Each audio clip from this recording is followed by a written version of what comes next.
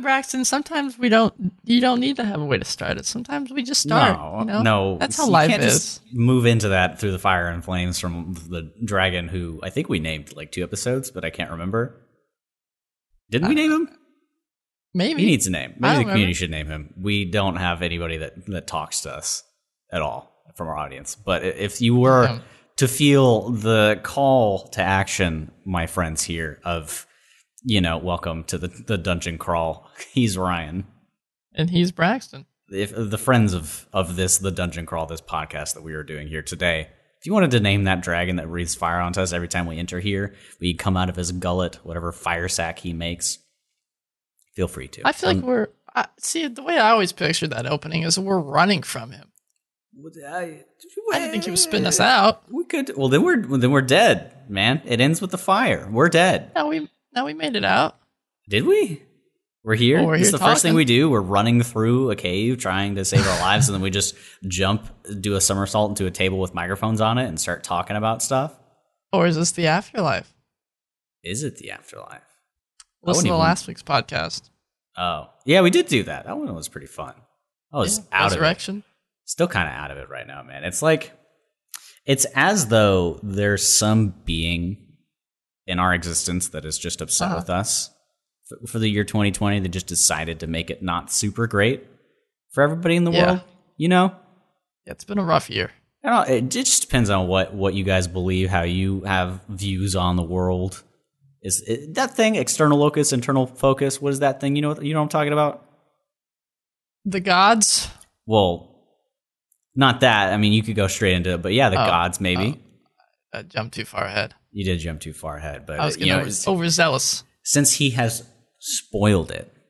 Yes, this week on the Dungeon Crawl, we're dungeon crawling into the mythos of gods that you might have an interest in putting into your campaign for some reason, for your warlock to worship as his patron. Well, no. See, that's different. No, it's the same thing. Warlocks don't have gods; they have otherworldly beings, which I guess are. Is that gods? Not the same thing? Maybe. Oh, it's basically my god, my tentacly father. Jeez. But gods are very important in D&D because that's what gives you your power sometimes, depending on if you're playing something that's not a fighter. Maybe you multi-class, though. Yeah, they need... Paladins. They get their light magic from somewhere less cool than a warlock. Yeah, it comes out of their beings. They have to... I mean, it's like paladins, they have to follow specific tenets or their oath or they lose all their powers. Sometimes I gotta wonder why. Like, what's in it for these higher beings, these deities? Like, why the heck are they picking this small-looking, pale-ass, scraggly beard monk guy who's prostrating himself every day at an altar? Why does he get these mystic magic powers? What the hell's going on there? Well, he's just, up a higher echelon. Yeah? But something about him is better than the average Joe sitting next to him. I guess talking about this, there's a few places to begin, but from a player's perspective, it's like, why the hell aren't these super powerful beings just dropping their big foot into the place and being like, hey, stop this conflict right now. Please, no. I mean, some depending on your world, that could be what happens. Okay, well, it seems like people have a lot of flexibility here. Yes, I mean, some people have the gods in them constantly. I mean, even in the DM's, the Dungeon Master's Guide, it even says questions to consider when creating your world and campaign is, are the gods inhabiting the land or are they entirely absent? Well, do they walk the earth? That is very true. And the place that I always get stuck at, and it's like a chicken before the egg hatching and the birds and the bees kind of thing. What came first? Yeah, it's like you've got players, and one of them wants to be a cleric or a paladin, and they want to worship this specific god, and you're like, yeah, sure. And then you're a DM making your mythos, and you're like, oh, well, that god can't even fit in here. So what do you decide? At what point do you get to pick, like, these are the gods that I'm going with? Or do you just make them on your own? I think you got to start from the beginning, all the way back. when you start making your campaign, you as the Then DM, there was nothing.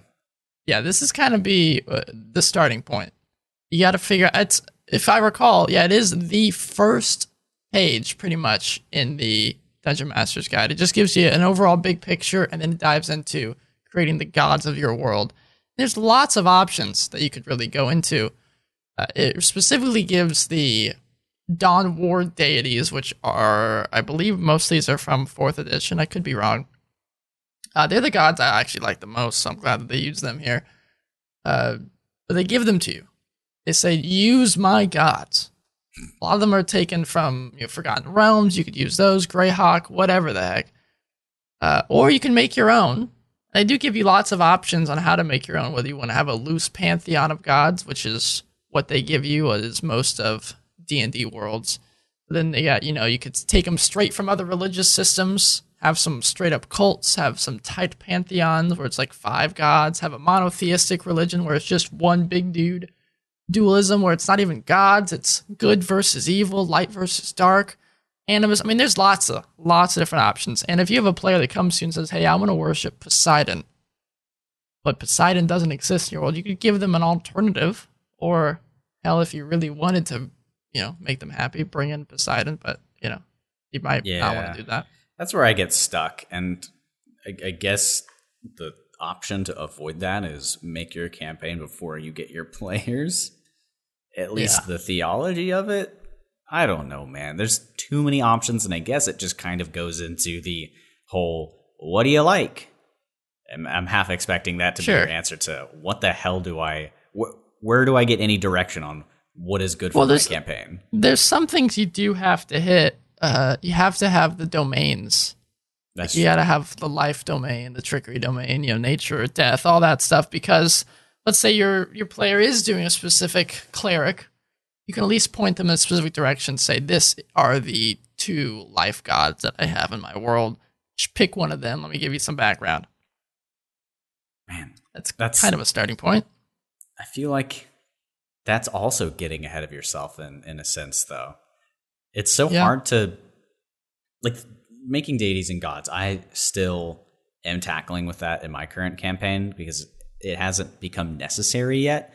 And I imagine there's a lot of people in my position as well that just have a general idea of course there's a god for my cleric in my campaign, this player that's doing things right now. He has to get his powers from somewhere, like Ryan said, but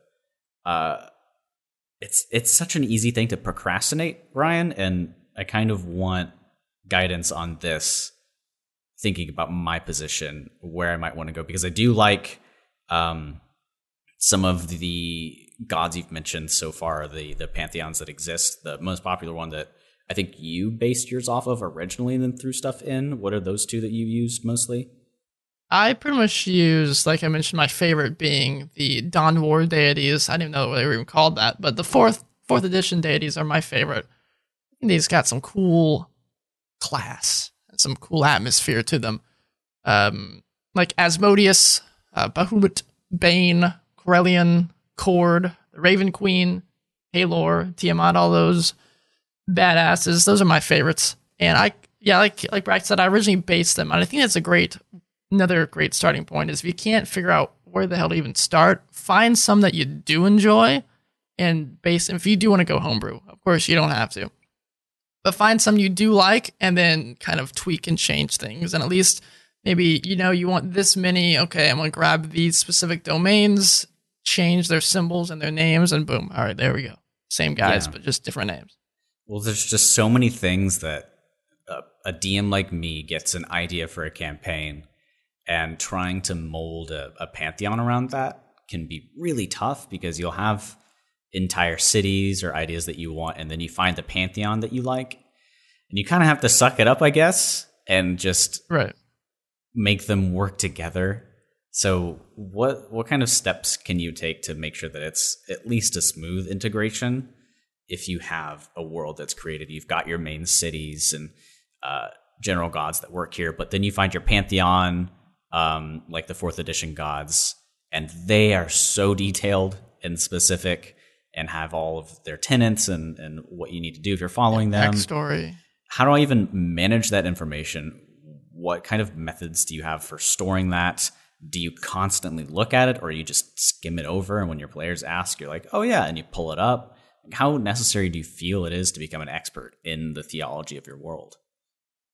I mean, I think if depending on how much you want it to impact your world, considering how you mentioned it, it's kind of like an afterthought. You probably don't need to as much. If you do build it from the ground up and think, okay, well, this place is farmland, they're probably gonna be worshiping, the nature god or the god of the weather, so they can get good rain, or maybe even both of them. They have temples for both guys there. I think it's always a good way to think about it is what this place is centered around, who they would have to worship. But if you want to kind of put it in a digestible format, I think 4th edition did it very, very well, where they have the deities. They have, Bane sitting right here, and they have a brief description on who would follow him, etc. And then it's 3 bullet points, and they have these are basically the 3 commands that Bane gives to his worshippers. And they have this for every single god. And I think that's a great way to just, kind of like a bite-size idea of what this giant, unbelievable god has. This is a good way to digest it and get it into your brain. Like it just says right here that he punishes insubordination and disorder. All right? So then don't do that. Yeah, so if you're thinking about a quest line, you could say, if you want to start implementing gods into your quest lines, think, okay, well, this guy, never allows fear to gain mastery over him. But drives fear into the hearts of his enemies. Maybe he worships Bane. All right, I'll include some Bane iconography into this quest, and then that way the players can start figuring out who these different gods are. Yeah, and what I'm thinking now that's kind of helping me process it is that if I were to get the mythos or the gods set up for my world, it could help me make NPCs in a way, especially if they follow a god like this. Like maybe they have a hard time following these tenets. So you can make an NPC constantly at conflict and battling with those tenets, or you can just have them personify those tenets to a T. So I guess if I was struggling with making an NPC, I might do that. Could be a good kind of copy-paste NPC. Okay, these guys are all worshippers of Grumsh. They're all big orc dudes, okay? Thank you. Or they're big followers of Cord, so they like strength and battle and hang out all at the gym or something. These guys it's a good way to just grab an NPC and not have to flesh them out, but at least have some ideas on what they believe in. Yeah, and even extending this to monsters and the things that you're fighting against, I noticed my players right now are going up against a lot of orcs, and orcs don't all follow the same god a lot of the time, or at least the orc captain or the person that they're under antagonizes a different race, and they all follow a different sort of like the eye of whatever, or the left arm of what, like, those guys that I'm talking about? Yes, yeah, I do. They all kind of go after different stuff, so I've been realizing that it feels wrong to me because I like having a cohesive world as much as I can with as little effort as possible. But when I'm putting 2 different orcs for their stat blocks together, but they're after different gods, it feels kind of wrong. And I know you can adjust it, but I think go ahead. Well, I was just gonna say, I think even like for something like an orc, I mean, you could say even if they follow different dudes, they're all, you're going to follow whoever's the strongest guy in the area, right? Mm-hmm. As an orc. So let's say there's a bunch of different orc followers all together, but the Grumsh one-eye guy, he's the big badass, gigantic dude of the tribe, so he's the one that everyone follows, even though there's a red fang of Shargos in there as well. Okay. That's good. That it's literally what I'm dealing with right now. So I don't know if my players listen to this, but I've recently come to terms with it's okay to ask vague questions because they can't figure stuff out because my campaign's complicated. But that's something I always struggled with is I find your pantheon, your deities can really, really guide your encounters, be it violent or non-violent.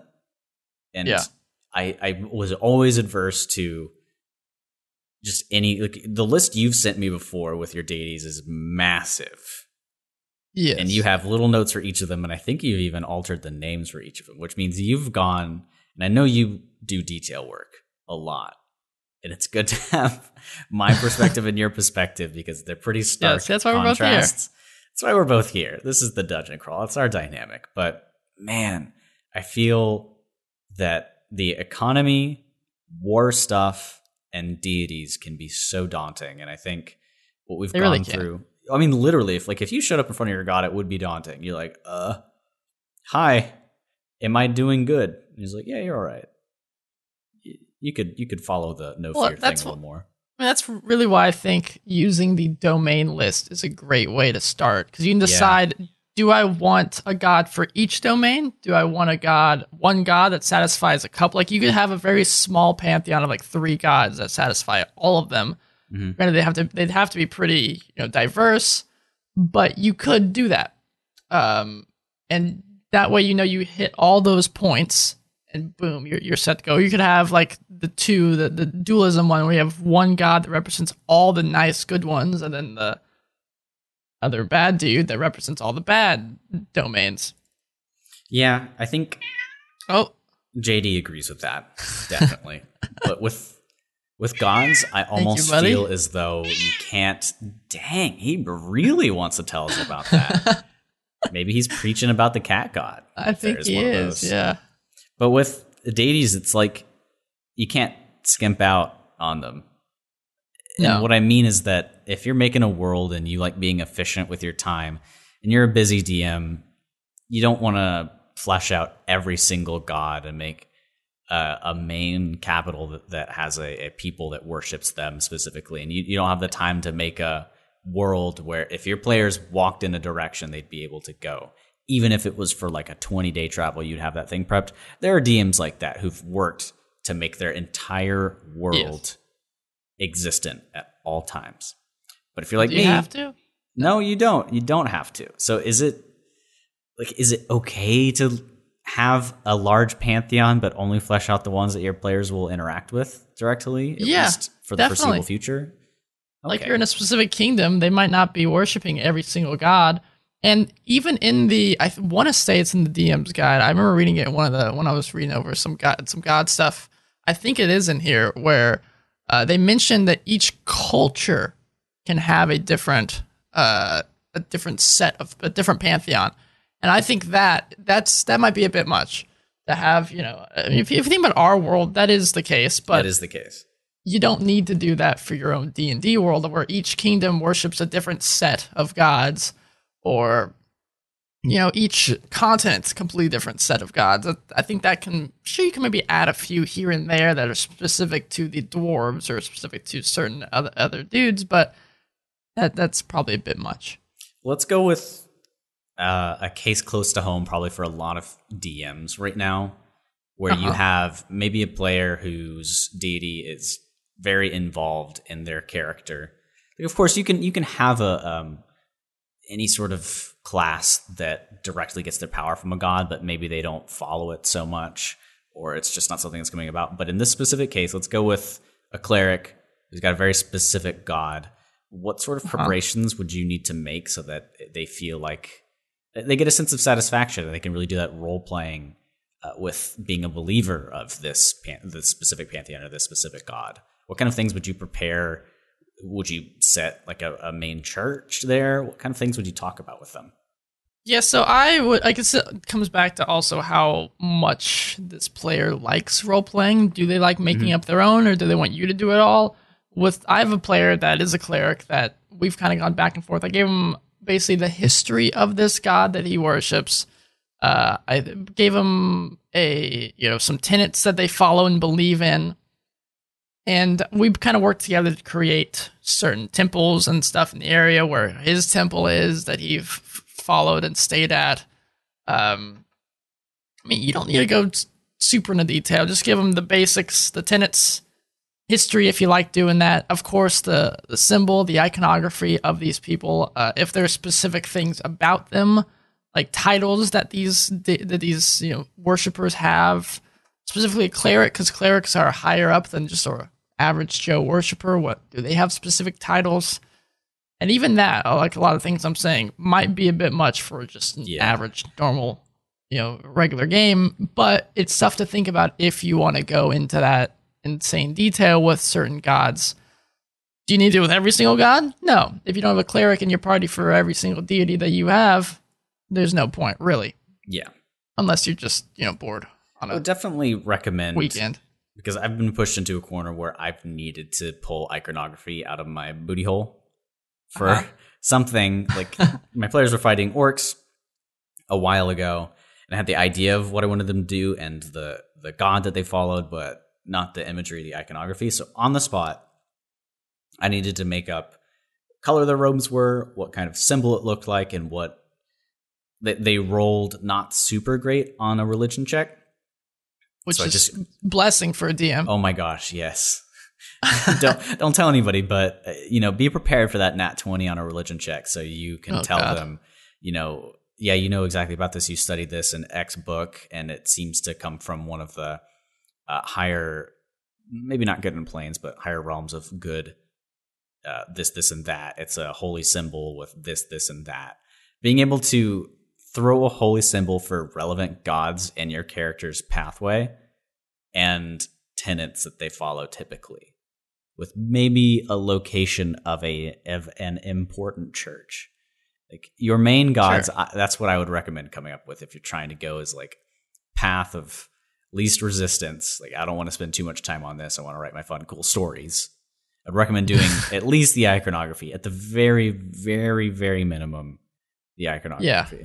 Iconography and tenets, and maybe like if they have specific rivals. So that way, if you have a cleric, you could give them a rival god to be on the lookout for. If you see this iconography, you say, all right, boom, let's go kill whoever is responsible for putting that up. And if you're improving, don't be dumb like me. Take notes, so that you can use that as motivation to make the other gods around a similar style of what you came up with on the spot there. Because it's so tough, man. I mean, I can't ride off of those poor rolls for forever, because a part of my DMing style is I would love there to be a reason behind everything, and that's tough because I do improv a lot. Yeah, you're just going to look like the that meme of Charlie from It's Always Sunny in Philadelphia with the tack board and everything's connected. Yeah, that way. That thing. I love to kind of force it because in the stories that I like following, there's always a higher meaning for something to happen. Not like destiny, but there's a reason that this orc. And an example from our campaign is we fought goblins that were overrunning a town, but quest upon quest upon quest, it went back that Ryan had been writing reasonings for these things to happen. And I lose motivation as a player if I just kill a bunch of orcs and it doesn't like that's fine. You can have encounters like that. Those exist for sure. Yeah, random encounters. Yeah. But I just love it if I come across a group of orcs and I realize they're a part of a freaking cult worshiping a god trying to bring about the death of an entire race of elves, probably. It's like, oh, well, this is important. We should do that now. Gotta stop these guys. I did something good. It wasn't just random murder. We actually saved the world by accident. Yeah, so I think using gods and those tenets, you can create some interesting storylines, motivations. That's why you should be using deities or anything of that nature, because motivations are fun and give your players counter motivations and reason to go after things. And you don't want the big bad god of swallow entire Earth's whole to swallow your Earth whole.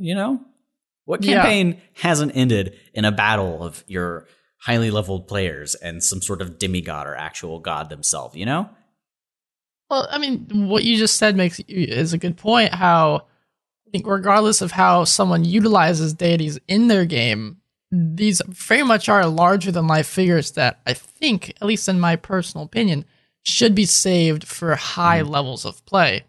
Because, the early levels are more reserved for local goblins and orcs and stuff like that. The higher you get, the bigger the stakes have to be.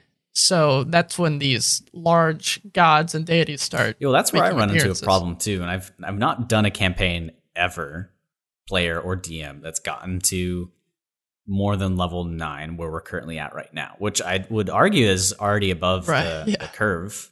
Maybe people start at level 10 sometimes, but for shonen manga or things that are from Shonen Jump, or they're shows like Naruto, Dragon Ball, there's this term, I think it's called power creep.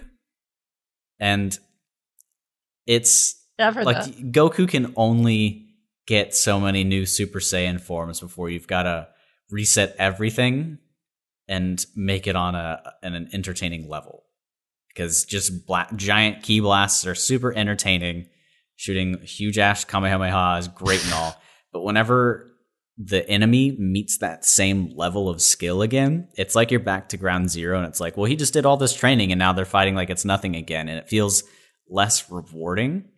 So eventually Goku learns Ultra Instinct, which is basically just like being really good at physically fighting and predicting things. And it's like, shouldn't he have had that in the beginning? But Braxton, this is a god level. Well, yeah, what's after this then? What do you do? So that's true. Just wish spells. I wish everybody's back to level 1 and we start the campaign over. Or you give your players the deck of many things and let insanity ensue. When you get to the point that your players are strong enough to battle deities, and I think Kenneth's even mentioned that he wouldn't have people specifically battle deities, but like demigods, maybe? Or things touched by the gods. So how can you... Yeah, they have avatars. Something that we'll mention coming up in a second, but a lot of you probably already know about it. Don't say it yet, Ryan. I'm watching you. Don't do it. I'm saying my mouth's sealed. Keep your mouth unsealed because I have a question. How do you balance power creep and make it entertaining and make sure there's a lot of content before you get to the world-ending point of stuff? Because we've all played Skyrim except for you up to Alduin, and killed him, and you're like, okay, I've done every single quest. What now? You can get to that point in D&D, to be honest. Yeah, I mean, I think you really do, as a DM, have to start from the smallest point possible. Start with the goblins. Start with, as cliche as they may be, start with these kobolds, these goblins, these small little insignificant enemies on a grand scheme, on a grand scale, or help the innkeeper with his giant rat problem, these small little issues, and slowly increase. And sure, you can have, Witcher 3 is an example of a game where you have these crazy, insane quests, and every so often you get a side quest that's just, go help this guy do this small little thing. And that's kind of a good, comic relief, and allows the players to have fun for a little bit, and then dive back into the intense storytelling. But really just start slow and just slowly increase the stakes. If you get pretty good at intermingling, fighting a massive Hydra, and then you take your players and you have them do a fetch quest, and then just like, dude, we just fought a massive 8-headed Hydra and had to use the power of like 20 napalm. Yeah. Whatever in the real world, and try to take it down, because as you know, Hydras are weak to fire. They don't, well, maybe they're not weak to it, but you can seal off their necks that way from regrowing. How can you make fighting giant rats as interesting as fighting a Hydra? What context makes it more exciting, or how can you? Well, you're not going to be fighting them at the same level, that's for damn sure. Okay. Maybe this is a bit off topic here. I don't think you go straight from... No, because I don't think you go straight from fighting a Hydra to fighting a giant rat.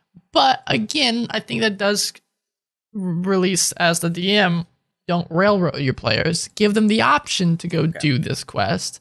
If they say no to helping the innkeeper fight giant rats, don't force them to fight the giant rats. Obviously, they don't want to be doing that right now. Like, I will so often toss random quests in front of them that they'll say, that could be fun, but we're kind of wanting to go this way right now. Let's ignore that. And we've started doing that more so lately.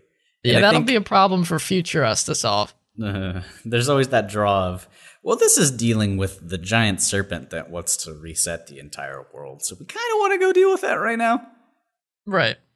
So throwing around gods and deities, I'd say be careful, because you may not be railroading your players, but they sure as hell are going to want to railroad express straight to that thing. Because who doesn't want to go fight a god? Huh? Who doesn't want to go put a magic spear up your god's mouth if he's a bad guy and he wants to destroy the world, you know? He's opening portals here and there. I mean, that's bad stuff, man. It is bad stuff. And you can get a lot of these sorts of deities, demigods for your players to attack in our little news corner that we're going to pop over in a second. You did. No, we're there. We've entered. We've crossed. We've now crossed the plane with the incantation that Ryan has graciously. Yeah, that's my plane shift spell. That's the plane shift spell into the news corner here, and I'm sure many of you already know that the mythic Odysseys of Theros, which is based off of one of the recent sets from Magic: The Gathering, Theros.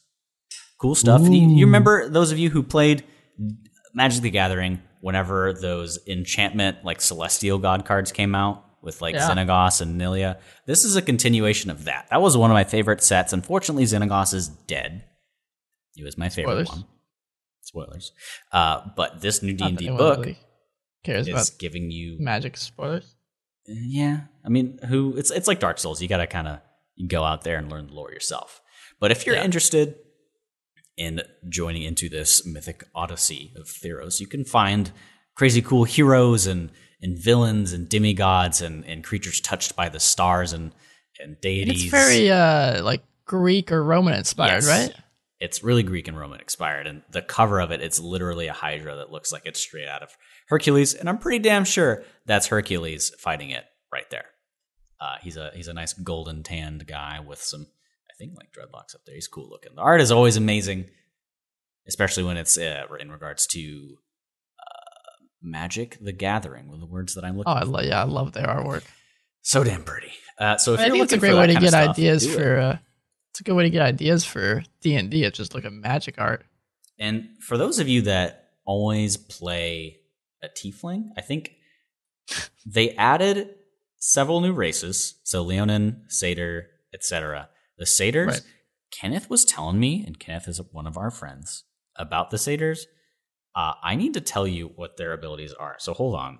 Okay. Satyr 5e Theros, because it's kind of crazy, for lack of better words, All right, if I can find it. This is in the book?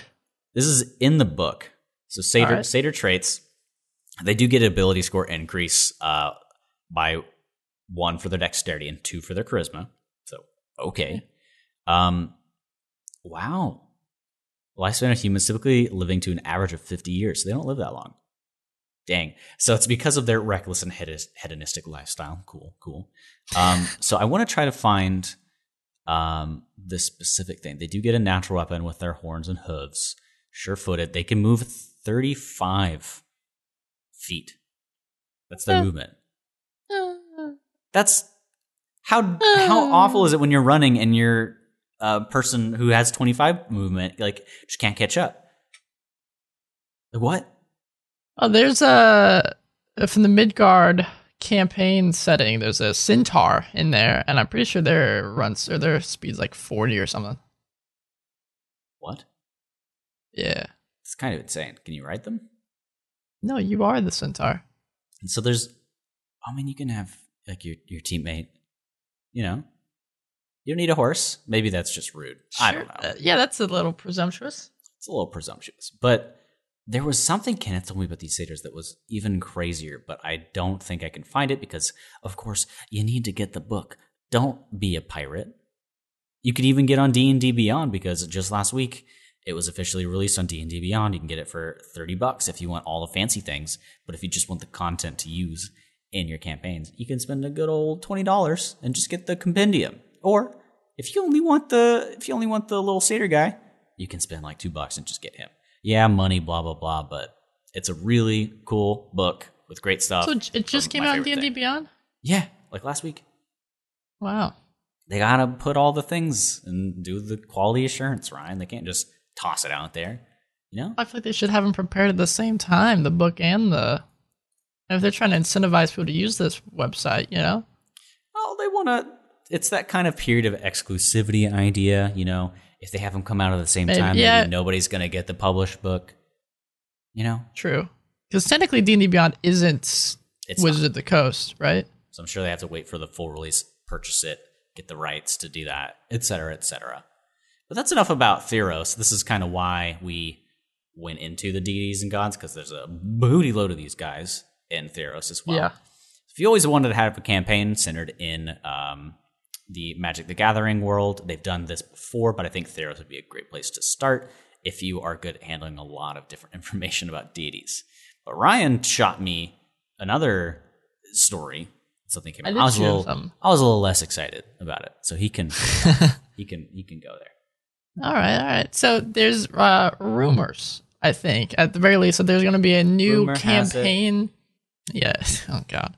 A new module, a new campaign revealed on June 18th. So we'll be in next week. That's pretty exciting. It's hinted next week? Yeah. It's hinted to be that it's going to be in Icewind Dale, which there was a game based on Icewind Dale, as well as that's where Drizzt, if you guys read, I know Braxton does not. I do not read. But Drizzt Do'Urden from the good old books back in the day. I don't remember what they were exactly called, but there's a whole series around Drizzt. And it's rumored that's going to be in there, which is cool. I'm excited just because it's more module campaign stuff that I can steal and put into my own world. So you do that a good amount, right? I haven't recently, but yeah, definitely starting off. I mean, every so often I'll find at least dungeons or something that I think is cool and I'll repurpose it. Definitely. Mm-hmm. But yeah, I mean, if you're just starting off or if you don't have the time to do lots of prep, don't want to do improv and want like a full, nice, cohesive, cool little story, and I think these modules are great. I mean, like we pimp out Curse of Strahd all the time. Oh, so yeah. I would imagine this is probably going to be pretty good too. I could. There's an argument to be made that running a fully fleshed, detailed module, as if it was written from a DM that was crazily detailed, is no small feat. It's pretty difficult to do. It's a lot you got to prep, but it's fun, and I always find that it's a lot more satisfying to do your own story. Yes. Because running a module can feel like I'm just kind of the messenger.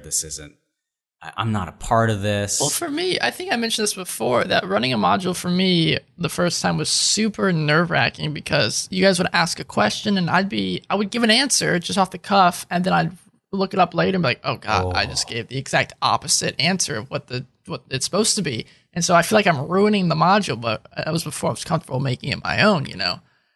Yeah, you got to be prepped for stuff like that. And that's, I think, the reason it's really hard, because if there's a question and they were somebody especially coming from Woods of the Coast, there's an answer for it probably somewhere in there. Yeah. And the great thing is that they provide artwork sometimes. I think they have some stuff in the article here on Screen Rant, the TLDR sort of section that they do that I'm looking at right now. But, you know, we'll see how that goes. It does seem really cool. I always like it when modules add content. I know it gets a bit annoying, especially if one of your players wants to pull something from a module that you guys have never used before.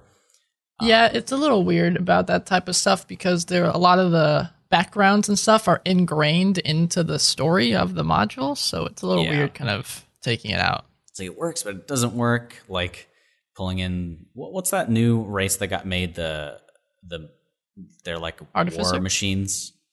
Oh, Warforged? Yeah, those guys. Before that even had come out, one of my players wanted to use them. And I was like, yeah, sure. And then I realized they weren't even out yet. And I was like, I don't know what this does.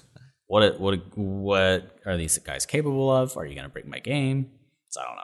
It's interesting. I'd love to pimp out Curse of Strahd again, but their background and there for the Haunted one, I think, is great because it can apply to so many different things. So good. A lot of. Yeah, that's the one I used for when I played in your game briefly.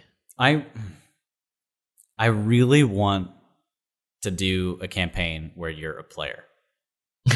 Can we figure this out? Can I get everybody who listens to the Dungeon Crawl and just say, yes, we would like to listen to a live play podcast? And I know that's a different beast than just playing it. It's like writing a story, but I really want to do it at some point. I think it would be fun for sure. It would be very much fun. It would probably be in a separate podcast, not a segment on this one, because I think typically having multiple podcasts works better than having two segments on one podcast. So that would be a whole other beast that will not happen immediately, but I'm really interested someday. in that. Maybe someday. And we're all busy boys. Life is catching us. The world's going crazy right now. But the least we can do is return and ground ourselves with the very simple and humble topic of deities in Dungeons and Dragons. Yeah, they're not complicated at all. Not complicated whatsoever. You can make them simple. Let's say, all right, here's a shower thought. Let's say there aren't any gods in your world, okay? They're dead. I killed them. Yeah, maybe they're dead. Now, can gods die, or do they just get forgotten? Who knows? So, there's no gods in your world, and you have a cleric, and they have an idea, and you tell them, there are no gods in my world, you can be a cleric, but we have to come up with another solution. Could they follow someone, kind of like a warlock, who perceives themselves as a god, and get their powers from them? If they can get powers from somebody, that's almost like a pact. They're almost warlocky, but they're just a cleric, right?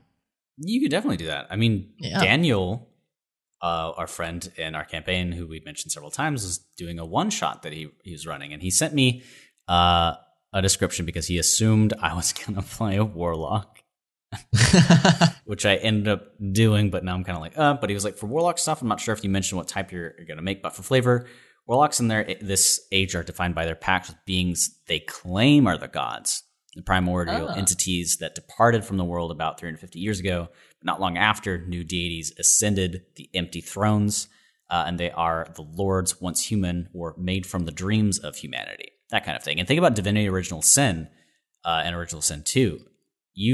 Spoilers for that, kind of ish. I want to pause, just make sure anybody who hasn't beaten that game. So the entities in that game that are claiming to be the gods are actually people who were God woken and rose to power. And are trying to use you to gain favor in their war against the other deities. And they're not the gods, but they're so damn powerful they might as well be from the perspective of mankind. So I think that's where you're probably going. And that's definitely fun. Yeah, there's lots of options. Really, as we kind of come back to this as our motto statement, D&D is whatever the hell you want it to be. Yeah, that's our top-out statement. But I mean, it's true. If you don't want gods, then you want to kind of do cool stuff like that, do it. If the player doesn't want to follow a god, but wants to follow some sort of being, or maybe it's something from the Feywild, some very powerful lord from the Feywild that has the ability to grant powers. Maybe that's who they follow. Maybe they don't even know who their deity is. They just know that they have to be a good dude to keep these powers. So they do. Well, I don't even know if this would be possible, but think about having a more attainable godhood like that. And you've got that cleric, and say the cleric gets a little high and mighty and deems the god he's now worshiping to be unfit. Or maybe this can even be one of your villains, your NPCs, follower of a god that does not find him to be fit, and he wants to usurp that throne. That could be really cool. That's an idea. Yeah. That's literally Divinity Original Sin 2, kind of ish. And there's a paladin subclass for an Oathbreaker. So yeah, that's really cool. Yeah, if you decide you want to kind of break off from your oaths, then become an Oathbreaker. So, from a role-playing perspective, how important is it to envelop the god in your character if you're playing a cleric who gets his powers from this god? How important is it to acknowledge that thing? Are you obliged as a player to role play in that way? What do you think? I think it probably depends on the type of character. If it's someone who really is appreciative of these powers and wants to show their appreciation, then of course they'll go out of their way to make sure they abide by these tenets and these rules that the god has set out for them. But if they are kind of like, they feel like they're kind of like the chosen one but don't want to be, then they might have kind of a tenuous relationship with this god. But either way, I do think this deity is very much ingrained into their life and into their story. Mm-hmm. So work with the DM to figure out exactly how that looks. Now, this is definitely personal opinion, but for you, which do you prefer? Bringing the gods into communication with your players earlier, or do you prefer to keep it as like a little trinket that can pop in and out sometimes? I prefer to, not really have them interact necessarily, but maybe have them just see things about the gods and slowly kind of build the idea that the world's, bigger than what they see it. And this kind of brings up one of my biggest pains with the gods is to always be prepared for divination type spells where the players can contact these gods, which goes back to what Braxton mentioned about having these tenets and stuff laid out easily so we can, if a player is contacting a certain god, what they believe in, even if you don't, have them super fleshed out so you can answer a few questions that they may have. Yeah, because I know from a player's perspective, it's definitely a little snack or a motivational treat that shows up whenever you get to commune with your god. Yeah. And it's just too juicy not to take things like that allow you to divine, because we're used to video games that have all the answers already. But for Ryan as a DM, it's just like it's stressful. I gotta come up with this right now, and I promise you, your players never see it as you pulling shit out of their butts. If they're not that way, don't pull shit out of your players' butts. Pull it out of your own butt. They never see it that way unless they're just really, really specific on writing, and they just grew up pointing out plot holes, etc. For the most part, your players some of them eat up whatever you're putting out. Some of those spells are tough to figure out too. Like augury, they ask a question, or you ask specifically for an omen about a specific course of action that you plan to take within the next half hour, and I have to choose whether it's if it's going to be a good result, a bad result, good and bad result, or nothing, results that aren't especially good or bad. And it's like, I don't know where it's planning on going. Is it like, if you guys are to attack this fortress and they use this spell to see, should we attack this fortress? That's a good idea. Maybe. I mean, I guess that's kind of both good and bad, or aren't especially good and bad. It's a tough middle ground, man, to figure out. It depends on your campaign. Then I feel like I'm copying out if I say nothing, because then I feel like they wasted their spell slot, Mm-hmm. I mean, that's just the risk they knew. There's the spell that I've been using is Contact Other Plane. That has specifically no language that tells you exactly who it contacts if it's the same person. It's like if you had a roulette with phone numbers and you just spun it. Yeah. Usually that's what it seems like it is. You just yes or no answers. Yeah. Pretty much. It's up to your DM how you want to do it. But that context's either a long dead sage, as some sort of demigod, deity, not a literal god, I wouldn't say, but people that are at least on a higher plane of existence than you currently are right now. There's a lot of stuff like that. And even outside of just deities, I think it's very important to consider what higher beings there are, and a sort of hierarchy of locations and people and beings, because warlocks, as we've pointed out before, aren't necessarily worshiping gods or a part of a patron with a specific god. It can be, but could be.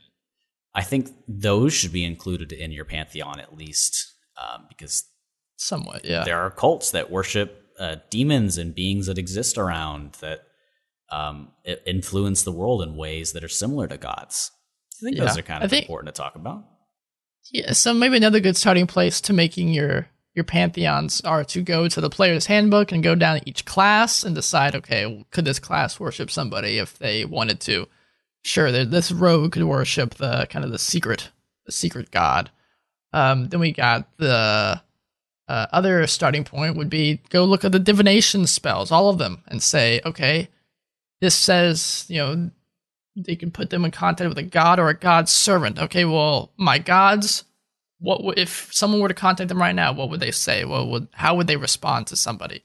Just mentally be prepared for all these different divination spells, because you never know when a player is going to take one without you knowing it, and then they just pull it out in the middle of the game, and then you panic for a brief second while you say, okay, you lay out all of the things for the ritual, and in your head you're thinking, oh God, what are they going to say? What are they going to say? What are they say? Remember, even in my own Discord for what I do with my D&D, I think my name, my category is fantasy god. You're the god of your campaign, and you make stuff however the hell you want to.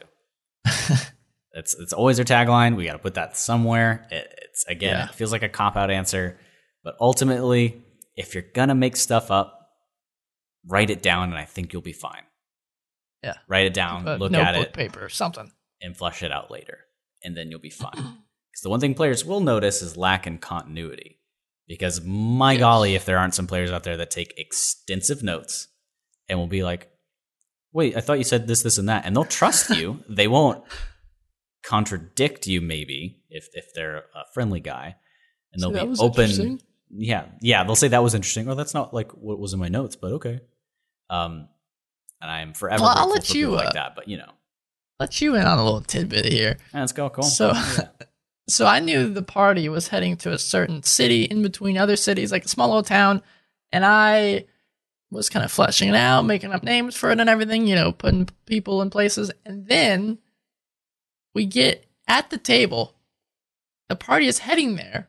One of the players' characters has been to this city before, and someone asks, hey, where are we going? And he mentions the name of the place. And I go to myself, oh shit, I told him the name of this city like 8 months ago. And I quickly went into my notes, changed it that I had, because I'd made up a new title for the city. I didn't even remember that I'd given it to anybody. Mm-hmm.